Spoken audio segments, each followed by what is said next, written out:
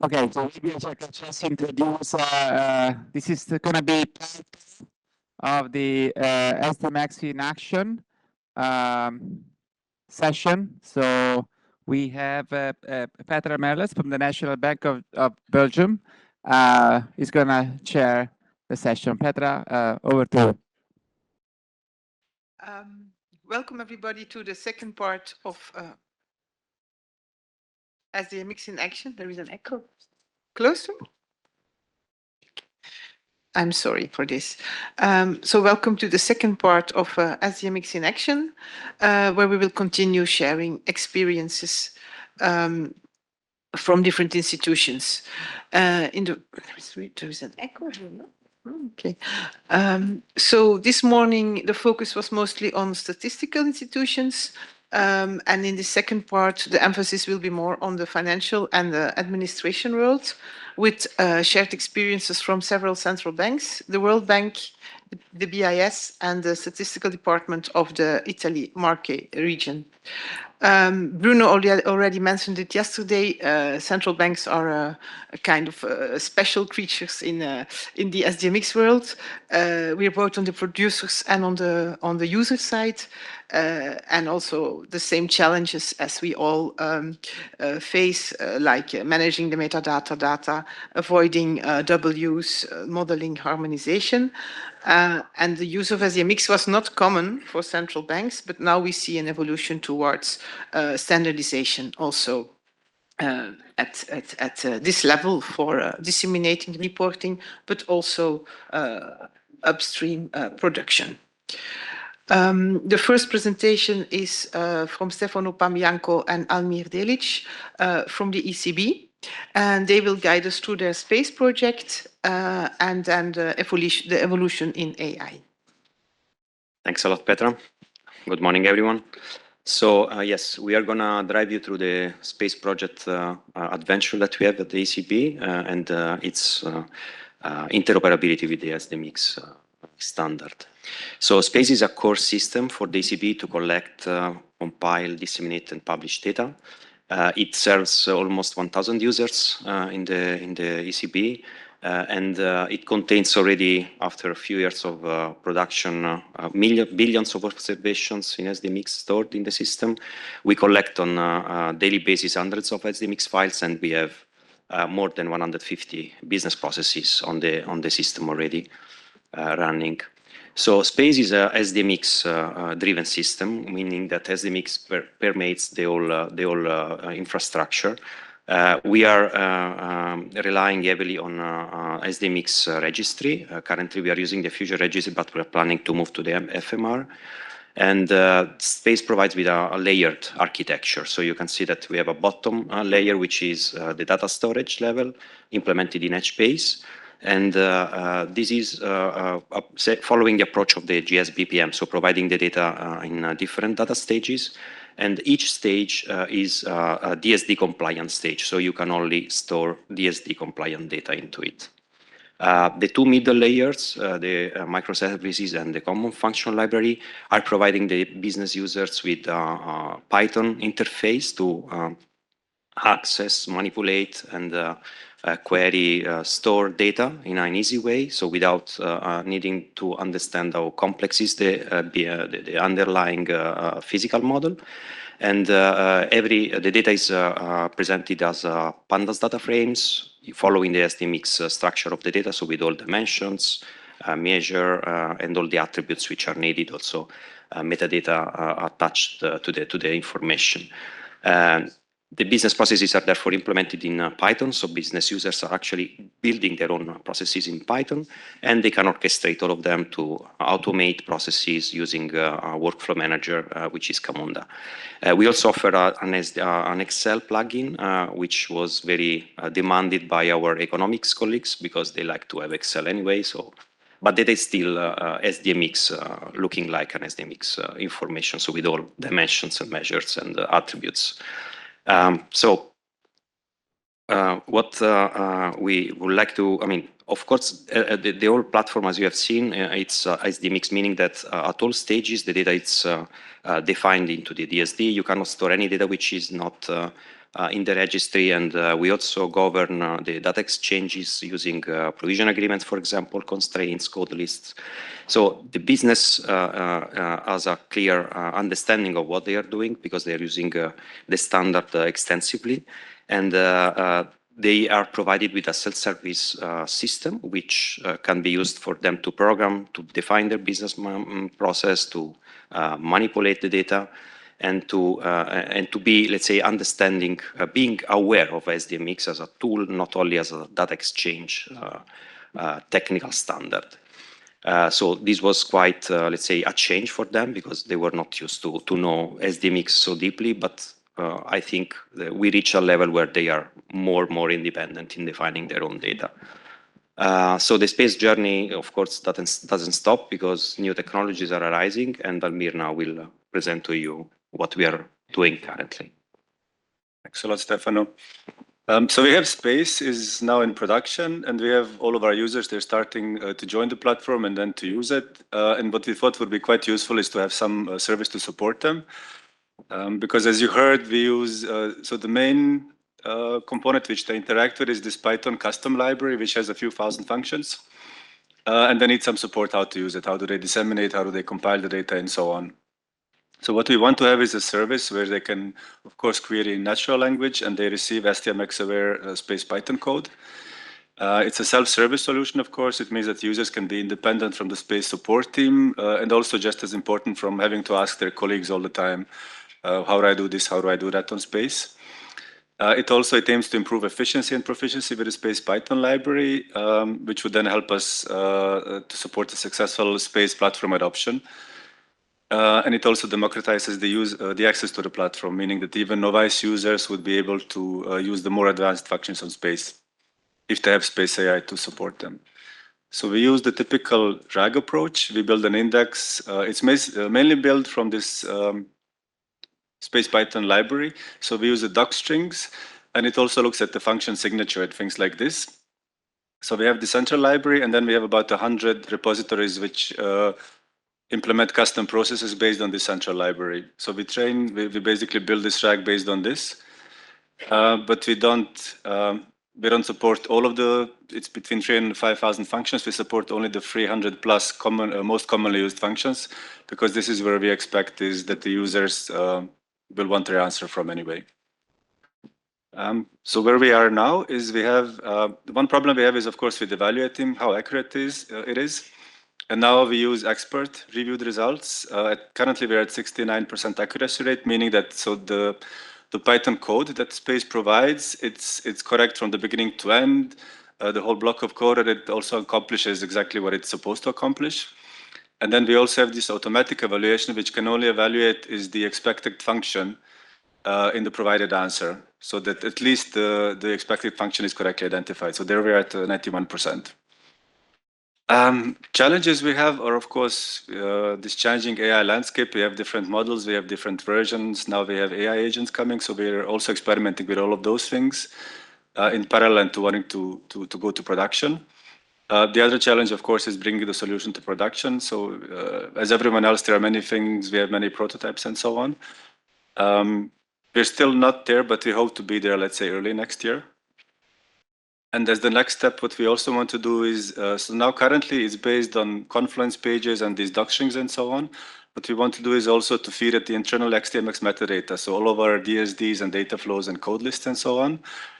Because, for example, this is quite useful because then the users can also say, I would like to create, for example, an aggregation across all the EU countries in my data set, M&A or QSA or whatever. And then the service would be able to understand and to pick out the EU countries to find the correct dimension and to create this aggregation in the Python code.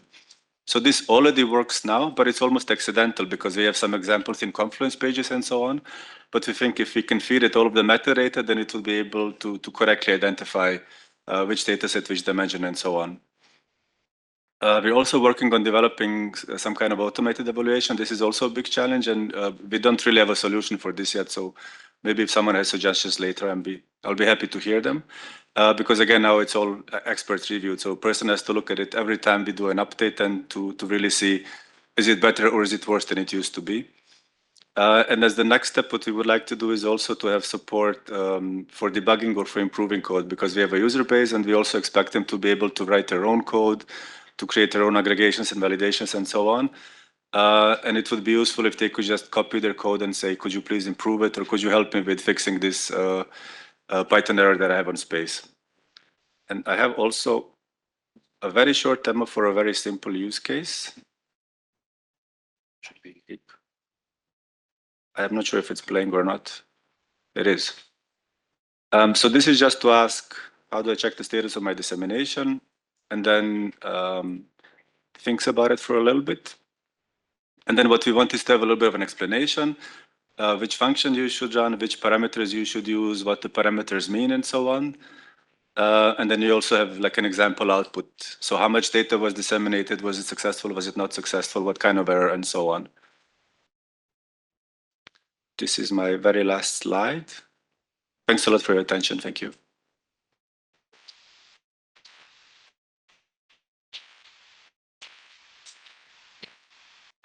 We move to the next presentation, which is given by Ibrahim Kaya, here on my left side, and he's working in the statistics department of the Bank of Malta, and he will talk about an SDMX-oriented dissemination system at the central bank.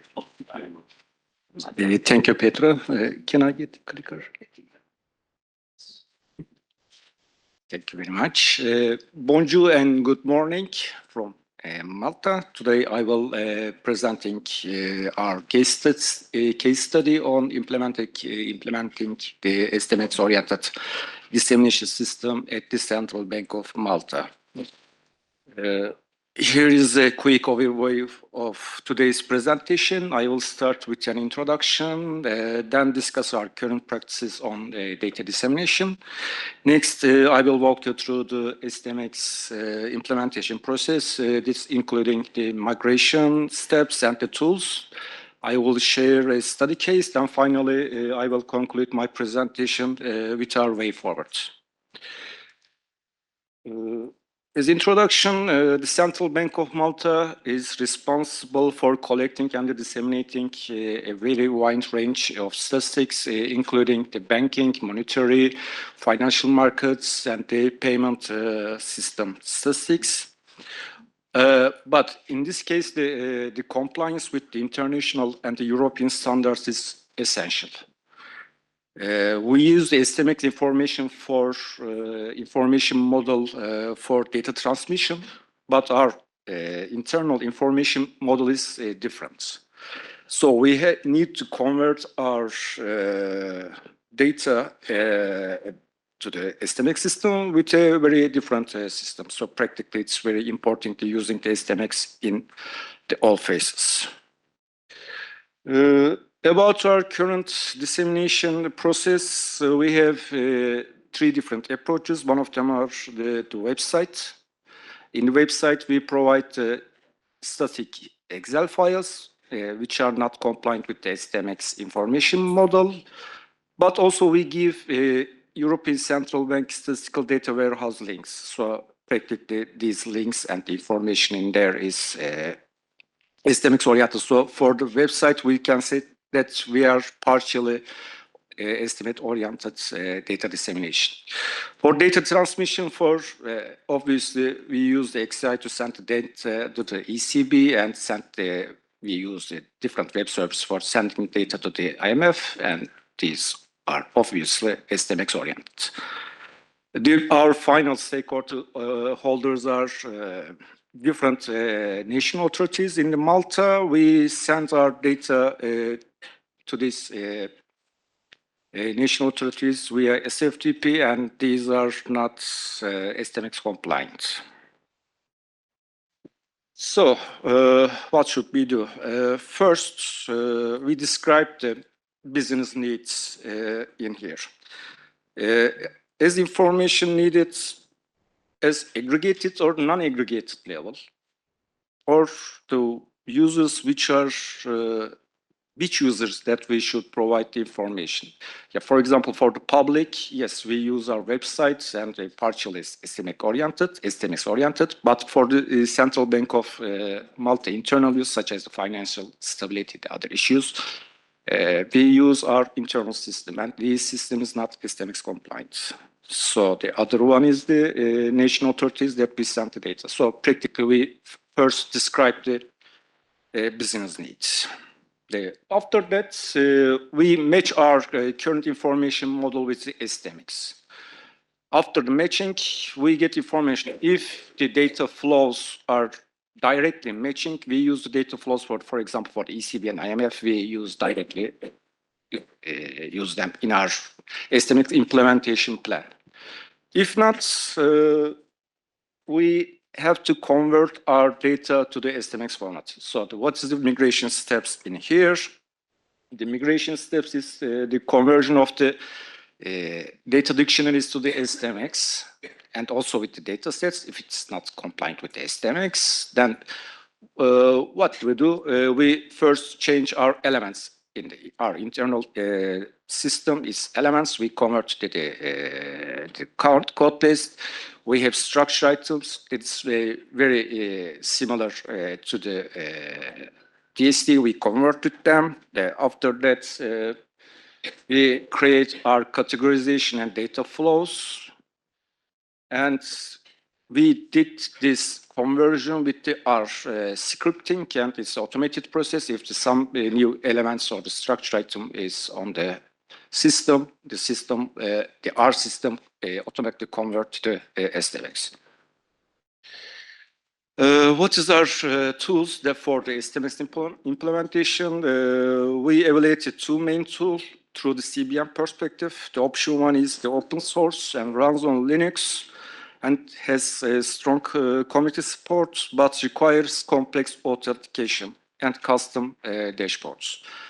Option 2 is also open source, but runs on the Windows, has less community support, but offers a graphical user interface for metadata management and simpler authentication. Both options provide visualization capabilities.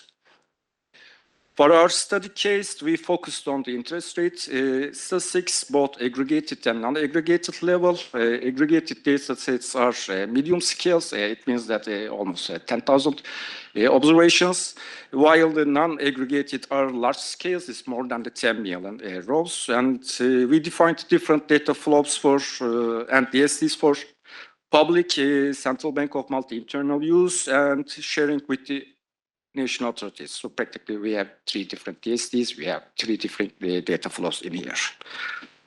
Full aggregated and selected non-aggregated data is using common data sets, common data structures, code lists, not the data structures, the code lists.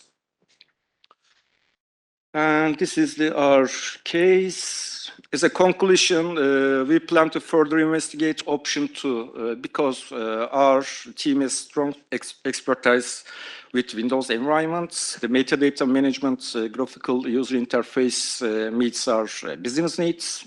That's important, that the dissemination tool is easy to manage for both internal and external users. We will conduct further tests with internal users and the national authorities to ensure the system meets all the requirements. And thanks for your attention.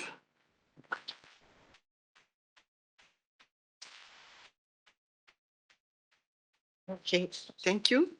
The next speaker from Malta, we move to Armenia. Diana Afyan from the Central Bank of Armenia will give some insights on the behavioral survey data through SDMX.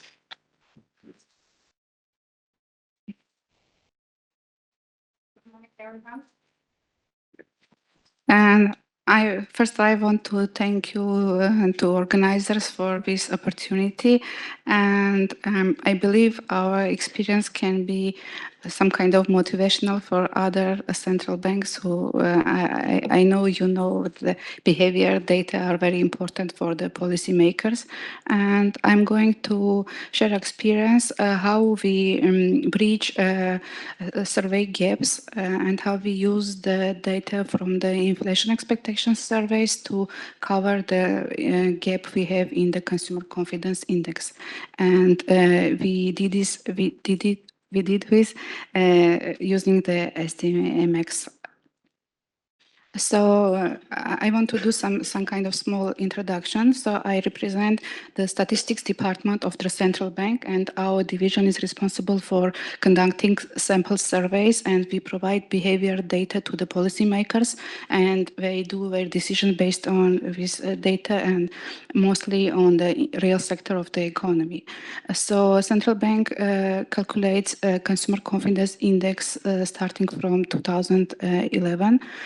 And we have some data gap for 3 years, and the gap is due to we decided to transfer to migrate our data, CCI data, to the American University of Armenia. It was the case we were inspired by the case of University of Michigan.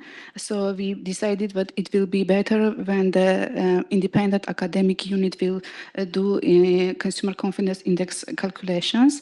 And so we faced some kind of problems because of our revolution. We have some elections, COVID, and 44-day war, and during that 3 years we have a huge data gap in the CCI.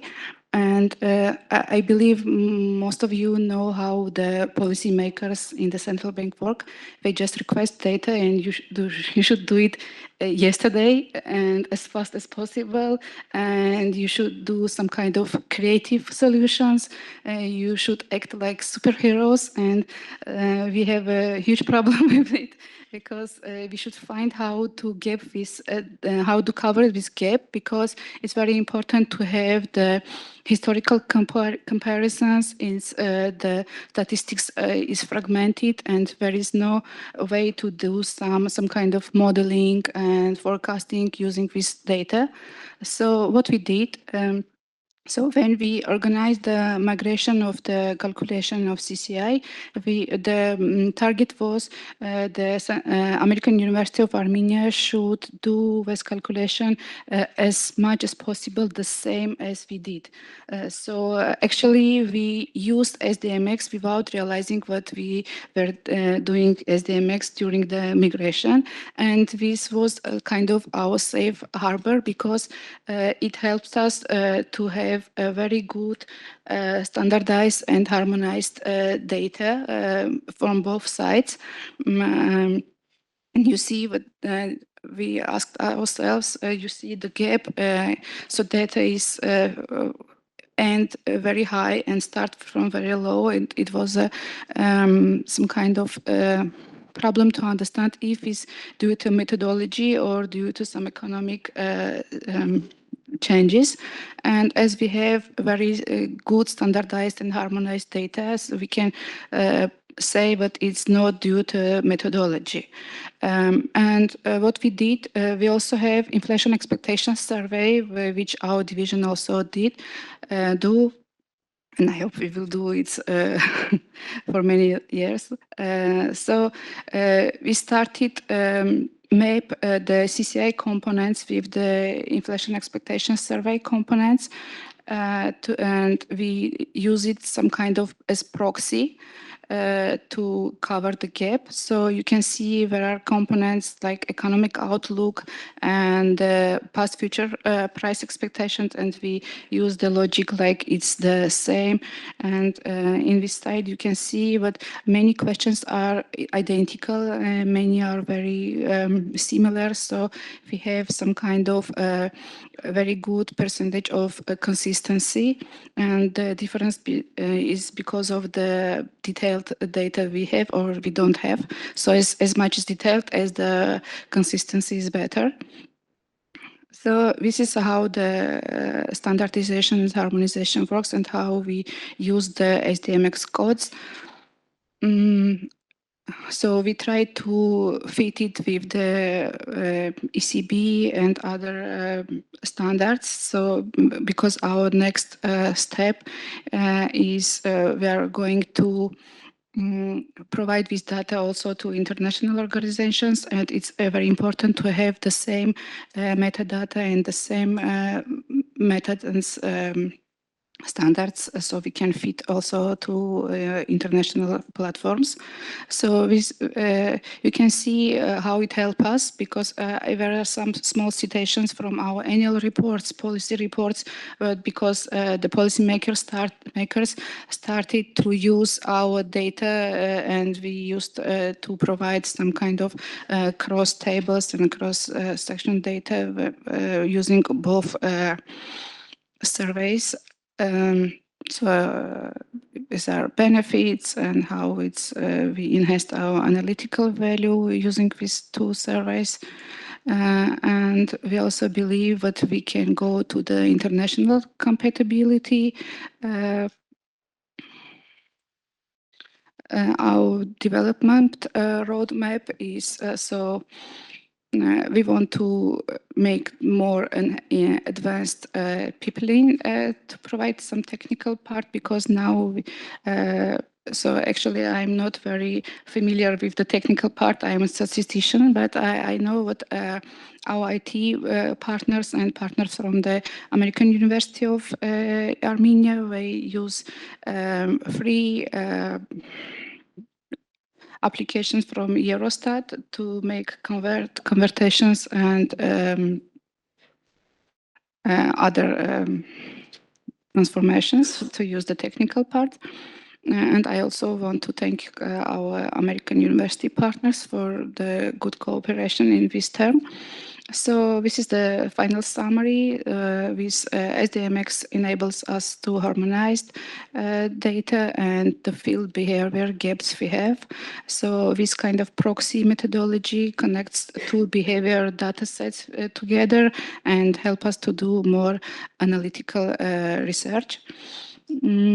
So I hope that our framework and experience will be replicable for other countries, and I am open to any discussions, and thank you for your attention.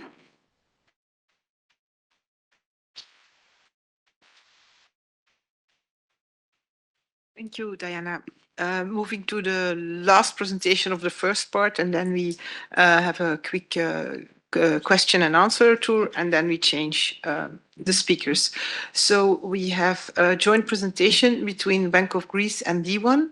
Bank of Greece is represented by Kostas Polychronopoulos, and D1 is represented by George Verouchis. So they will talk about the Gen AI-assisted structural metadata generation for Bank of Greece internal data hub. The floor is yours. Thanks, Petra. Good morning, everyone, and thank you for having us today. Together with Mr. Verouchis, we'll be presenting READ and DocuMind. READ is Bank of Greece's SDMX-based internal data hub, and DocuMind is the Gen AI microservice that facilitates non-SDMX data ingestion. Moving on, I may skip some of the bullets on the slides in the interest of time. If you'd like me to expand on something, let me know in the Q&A session or approach me later. I'll start with READ, and George will follow with DocuMind. So READ stands for Research and Economic Analysis Database, and in terms of data architecture, it's a data hub offered for internal use, so not a service available to the general public. As its name implies, it's meant to serve research and analysis purposes that the bank's economists expressed, and in particular, alleviate pain points in their day-to-day work regarding accessing data from various sources and getting updates and revisions that would then feed downstream to their analysis, reports, etc. In a way, they needed to focus on their core work, meaning research, analysis, policy, and wanted assistance with a dull part of gathering the data for them. So what we ended up with, what READ offers currently, is a unified access to selected data published by various organizations from national to international level, categorized across dimensions such as the providing organization, the subject area, or the publication eventually feeding into, automated data updates, so for example, getting the daily exchange rates automatically, email alerts for new or revised data to the users, and the facility to easily retrieve the updated time series and feed further analysis downstream. Usually this involves Excel. Well, I mean, up to now, there has been no mention of SDMX, right? That's because our economists did not ask for SDMX and probably do not care whether the enabling technology is SDMX. And this is where we, as, let's put it, as SDMX savvy IT come into place. In fact, the nature of the data requested, predominantly macroeconomic statistical data, was a good fit for SDMX. And what else was convenient? The request for a unified access fits very well with the systematic approach the SDMX information model offers. And moving further down the slide, you'll probably recognize the SDMX resources that we picked to fulfill the goal and the service offering. What I want to highlight, though, is the main technical challenge for Reed, having to retrieve data from various providers and in various formats. On the SDMX provider side, the TCK, the test compatibility kit, proved helpful in assessing which part of the standard works for which provider API. But when it came to ingesting non-SDMX data, such as Excel, PDF, or even images in some cases, part of the challenge lies in parsing the original source correctly, but more importantly, in our case, coming up with the necessary SDMX metadata so that the non-SDMX data fits into our SDMX information model. And this is where DocuMind comes in, and George will explain how in a minute. Just overall, the main point I want to make here is that the SDMX offering can as well cater for needs where the name SDMX is not spelled out right up front. So, for example, when we're discussing reporting or dissemination needs where the standard is a requirement. Moving on to, let's say, the recipe that we used to put all the above ingredients together, you'll notice on the slide there is not much of a novelty. What worked for us has worked in many other cases as well. And closing my part, the key takeaway from our experience at the Bank of Greece is that the SDMX community and the ecosystem around it has lowered significantly the entry barrier in embarking on an SDMX-based data project. I can't tell you how many times I've heard from colleagues starting the SDMX at its earlier stage when it was called just mess. If only I had these tools when I started with SDMX. And now I'll hand over to George, who will present you DocuMind. Thank you very much, Kostas. So DocuMind is a software that facilitates business users to create SDMX-ready metadata and data files. So the first pilot that we created was the transformation of semi-structured or completely unstructured data sets, such as the European Economic Forecast, issued in a PDF format from the European Commission. So I don't know if you have ever seen this PDF. It's consisted about 200 pages, and it includes more than 50 tables. So one of the main challenges that we face in this project was how we can create accurate, precise, and trustworthy SDMX files. What we did is to create an application based in Python that uses Azure AI, more specifically ChatGPT 4o and Document Intelligence Service in order to create those very SDMX artifacts. So the mechanism includes, first of all, a ground and knowledge service, which is actually a RAG of existing SDMX artifacts. So, for example, an NSA service most probably would like to based on Eurostat artifacts, and a central bank based in Europe most probably would like to based on ECB SDMX artifacts. So we adapt the grounded knowledge based on the provider needs. We have also configured some SDMX instructions and predefined prompts in order to facilitate the workflow and achieve those very three standards that I mentioned earlier. Our solution was successful, and as you see on those two screenshots, we were able to successfully transform unstructured and semi-structured data files, such as this PDF screenshot, to the .stat suite platform, along with those very metadata information. One of the most significant key features in our workflow was that we were able to keep the user into the loop. So the user has full control of the workflow. So he can essentially interact constantly with the data process transformation. He can select, the user can select the table, the system can capture it, can suggest which is the preferred table from the original files, and then user can enter into a loop of feedbacks during the transformation of each artifact. We have separate stages. We start with the code lists, then we go to the concept schemes, the full DSD format, the data flow, and then we conclude with the final data file. So far, we have successfully transformed more than 20 data flows into the Bank of Greece .stat suite installation.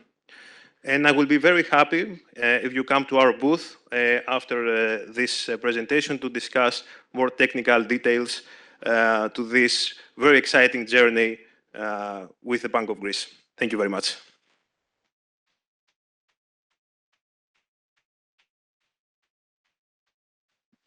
Thank you. So we can take now questions for these speakers.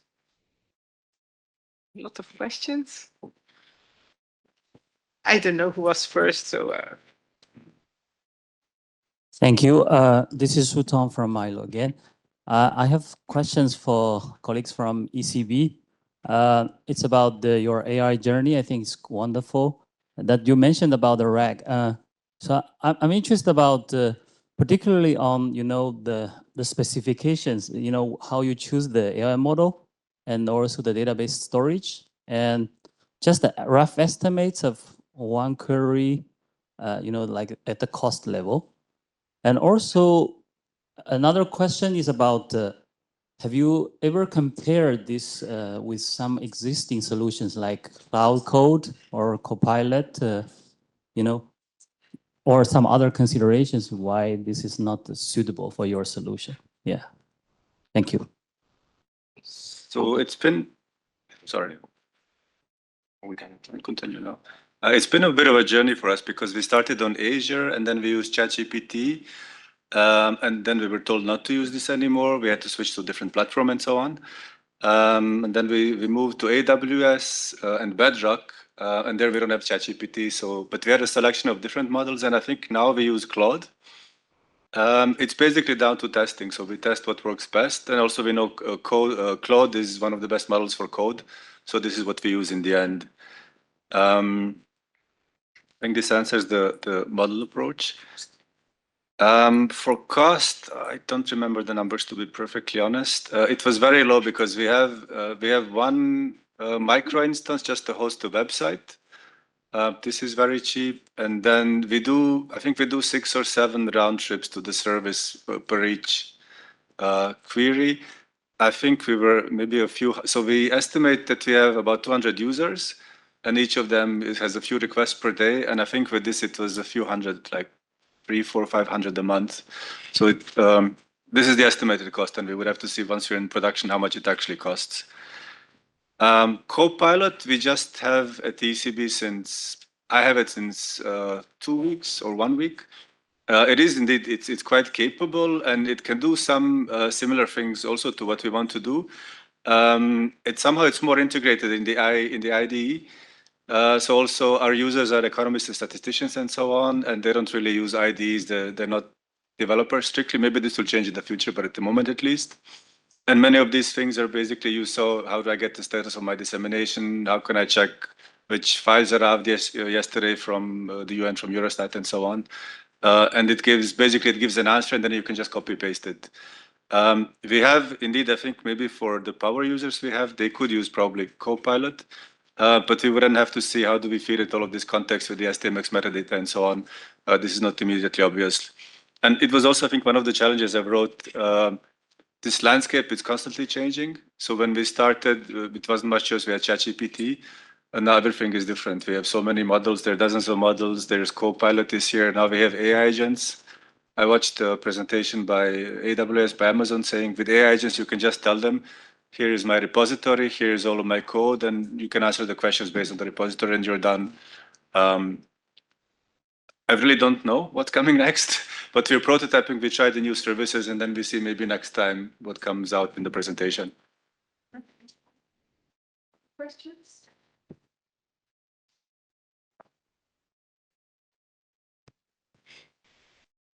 Okay. Okay, me first. Sorry. I'm Hairul from Bank Indonesia. I have a question for the colleague from ACB. In your slide of AI architecture, I really interested about the knowledge base. So could you elaborate more about how you develop the knowledge base that combine the Python code and SDMX metadata, and then how search queries from the user with LLM to retrieve the relevant information from your knowledge base? What is the methodology? Is it a knowledge graph, vector embedding, or other methodology? And how you use, what is the tools that you use to store the repository of your knowledge base? Thank you. Tools that you use to store the knowledge base in your repository. For knowledge base, I think we use OpenSearch. We just had to switch again. There was this built-in hybrid search on Azure, which we used to use, but then we had to switch the service. So this is what we have now. This is another thing. This is constantly evolving, but it's broadly comparable, I think, in functionality. Knowledge base, I touched a little bit. We use, it's mostly doc strings because this is quite elaborate from what we have in our library, and we use signature functions. And then we use, so there's this common library, which is reading, writing, configuring. And then there are all of the processes which use the common library. And this is also quite good pointers for the model where to find the information. And again, what we would like to include is all of this STMX metadata, because I think this would be quite useful for the more complex features like aggregations, validations, and so on. But we haven't done this yet, so this is planned.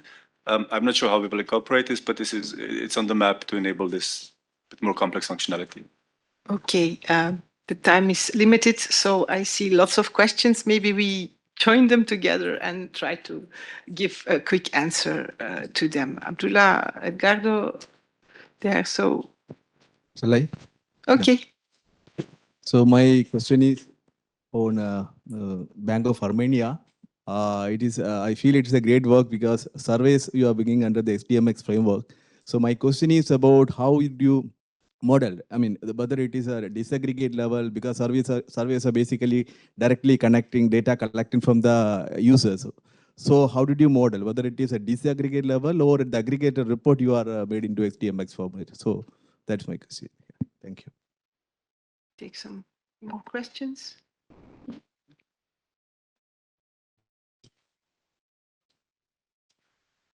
Yeah, Abdullah Ghazal from Statistics Division. My question is to the Bank of Greece. I think this is fascinating what you're doing, because you're taking a structured and unstructured data and then basically use SDMX as the lowest common denominator using AI. My question is, do you think that after 3 or 4 iterations in a couple of years, you simply won't need SDMX anymore? You will let AI figure out your internal representations. Just feed it data of whatever format from any source, and it'll figure it out, and then provide to you the analytical capability and the outputs that you need.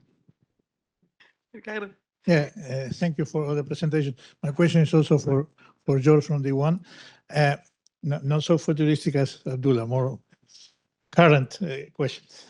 When you create the underlying structure for the table that you will disseminate, you generate a self-contained structural metadata package. That means that you generate a specific code list and concept scheme, or you are able to refer to existing concept scheme with some code list so that you can, let's say, generate references to existing artifacts, or if not, if you are thinking of that.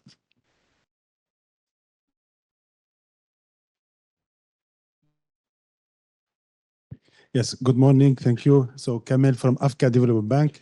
I have two questions, and I hope that will be quick. First question to ECB. You said that in GSPPM stage data, you are DSD based. So I want to know how to synchronize and move from a stage to another, and how you reduce in terms of dimensionality. The second question is to colleagues from GIS, and I share the same opinion. My colleague Abdullah, is a dream to see a tool that can help us for data modeling. Since we are working with more than about 100 institutions between NSO 54, NSO, central banks, and REX in Africa. So it will be, my question is, how can I, as a mixed expert, give my opinion to improve the proposal? And if I load many tables, the system will go table by table, or will try to optimize, how to optimize this process? Thank you. Well,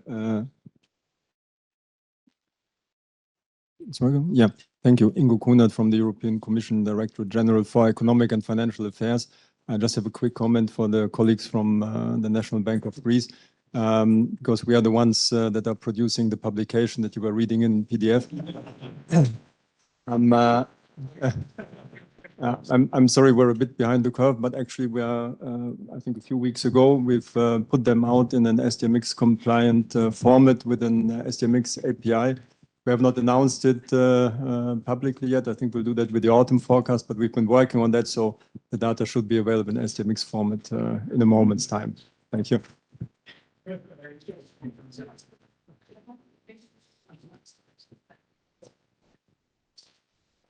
So thank you for the question. So first we try to do it in a more aggregate level, just to the consumer CCI and in level, but we got very low consistency, and we try to go deeper, and also we tried to the respondent levels, and as much you go deeper, as this consistency became more better. Just we have the contract between central bank and the American university. They provide us all the databases, and we try to find some. We do some kind of. We create some other sub-indexes which are proxy to the which one we want to get. Is it okay? The answer. Thank you. Yeah, so on the data stages, so we follow the GSBPM in the sense that we have for each, let's say, stage of the data, a different data storage. So we store the data for the collected data, then we have the processing part where we store aggregates and the indicators. Then we have the kind of integration layer where we have the pre-dissemination data, and then at the end, the disseminated data. And as you remember, maybe from the slide, there are two intermediate layers which are taking care of checking the data against the DSD, so while writing and also while reading. So we can then, let's say, make sure that the data that is stored there, it's actually compliant with the definitions that we have in the registry. First of all, thank you very much for those all excellent questions. First of all, my vision is to make use of existing artifacts, not to generate different code lists, different artifacts for our needs. And to answer the first question, we will need SDMX.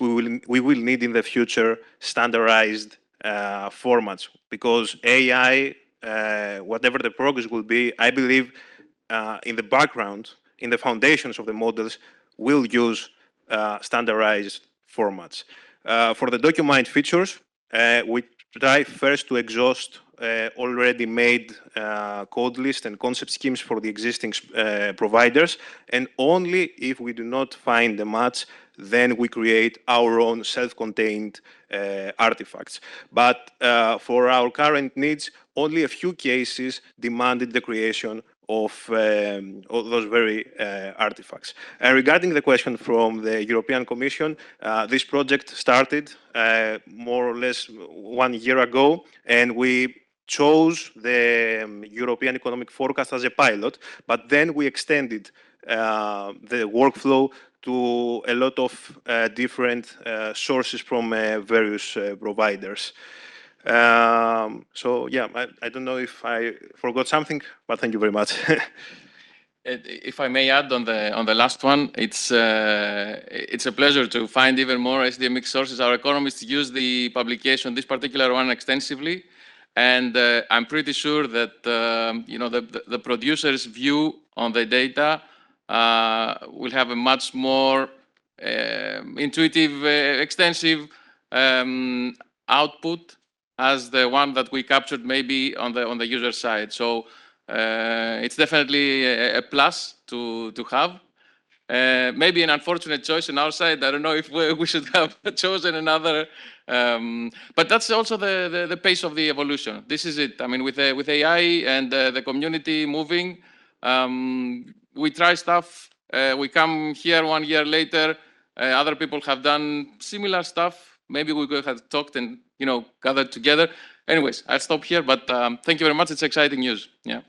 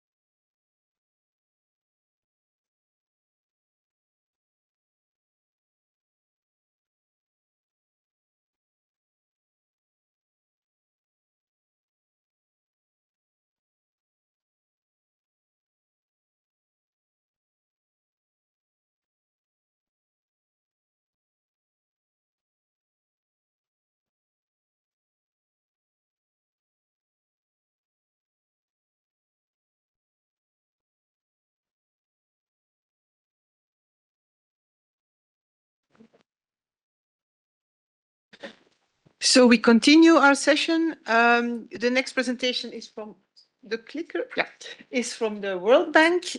We have Tony Fuchs and Lorena Corso with us here, and they will give us some insights in unlocking the potential of SDMX and open source for data management at scale. Please. All right, thank you.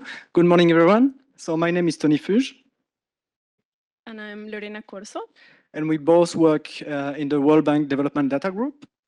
So today we're going to talk about how we leverage the SDMX ecosystem to revamp our data infrastructure at the World Bank. So as you may know, the World Bank has been a sponsor of SDMX since pretty much the beginning of the initiative. But even though we've been publishing some data in SDMX format, we've never really been an SDMX shop producing SDMX data in-house for quite a while. And this has changed a couple of years back for two main reasons. The first one is that our legacy data system started to kind of become obsolete, and it was becoming harder and harder to support our data workflows. And the second reason is that our team responsibilities expanded, and the number of data sets that we had to manage increased. So we got in that very comfortable situation where we had to build a larger building while at the same time digging new foundations. And so we started to look at potential solutions, and the SDMX ecosystem became quickly became an obvious candidate. So leveraging the SDMX ecosystem felt like the perfect fit for our use case because of 3 reasons. The first one is robustness, because it's a well-known and pretty well-established standards across several international organizations and data producers. And that gave us a lot of successful stories for us to learn from other implementations. At the same time, it has a huge portfolio of systems and tools that enable us to land in a fast lane of production readiness, as it was easy for us to onboard several of these tools and systems into the World Bank ecosystem and have a relatively short learning curve for data managers to start using them right away.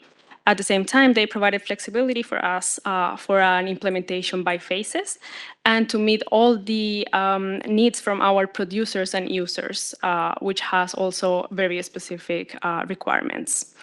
And the third reason is the SDMX community, which is here present, that is constantly not only exchanging information and experience from their implementation, but also looking for constant improvement for such tools and systems, which is very important for us. And we also look to contribute back as well.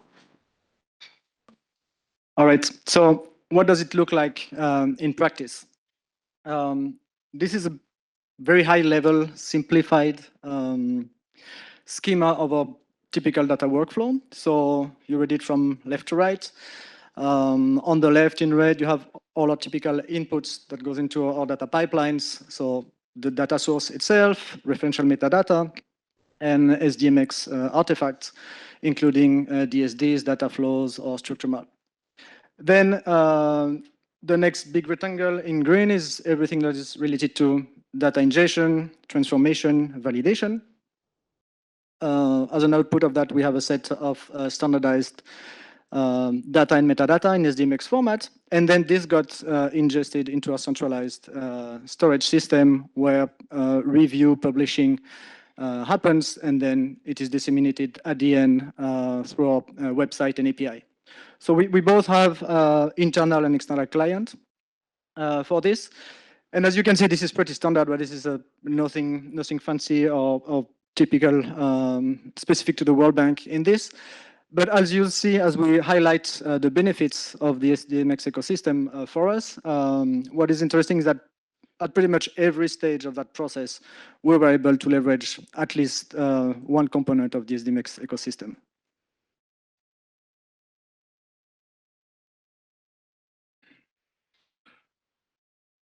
Oops. So as I mentioned before, flexibility is being key, and thanks to the SDMX tools and framework in general, we have it throughout the end-to-end business process. One central piece for us has been FMR, which has allowed more robust governance body in the organization, and we now have artifacts that are shared across the entire institution, that are multi-domain and multilingual, and that has also enabled further conversation and more robust analysis on how we can harmonize and maintain the content of such artifacts to be shared and fully reused in the future. At the same time, we're also focusing on referential metadata, and we have been using the metadata editor, which is an in-house development to capture referential metadata. And as someone mentioned before, referential metadata is something that we cannot harvest easily, not from AI, not from some other documents or resources. So we depend on the data owners to provide that. And this has been an excellent tool for us to engage since the very beginning with them to capture such referential metadata. All right, next is data quality.